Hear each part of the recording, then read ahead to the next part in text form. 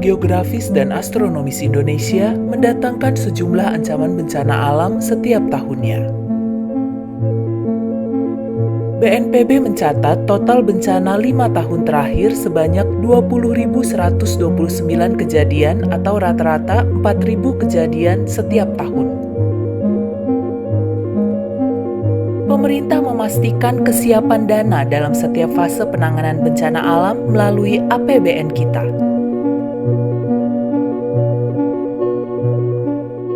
Kalau kita lihat tahapannya di dalam penanganan bencana ini dibagi 3. Jadi yang pertama ini kita nyebutnya adalah pra-bencana.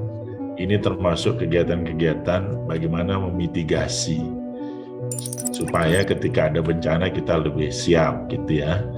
Nah tentunya mekanisme APBN kita bagaimana menyikapi fase pra-bencana. Nah ini APBN sudah mengalokasikan anggaran khususnya bagi kementerian-kementerian atau lembaga yang memang tusinya terkait penanganan bencana.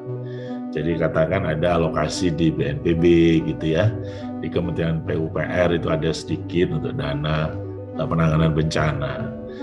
Nah kemudian yang fase kedua, tahap kedua ini adalah ketika bencananya sedang terjadi.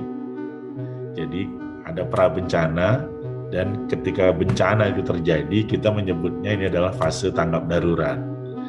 Nah ini di APBN juga sudah mengantisipasi bagaimana mekanismenya. Itu pemerintah mengalokasikan ada yang namanya dana siap pakai untuk bencana atau lebih familiarnya disebut dana on call karena dia akan digunakan apabila memang bencananya terjadi.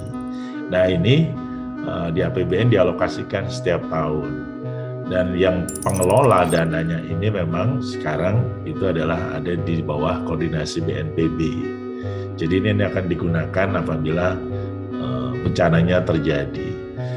Nah baru yang tahap ketiga ini adalah pasca bencana.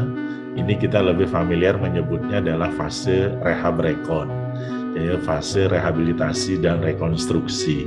Nah, ini mulai pemulihan sarana prasarana umum, kemudian sosial kondisi masyarakat, pemberian bantuan, termasuk pembangunan kembali fasilitas yang rusak. Nah ini juga pengalokasiannya juga dikembalikan ke unit-unit teknis terkait. Nah jadi mekanisme ini tentunya kita sudah punya sesuai regulasi yang ada.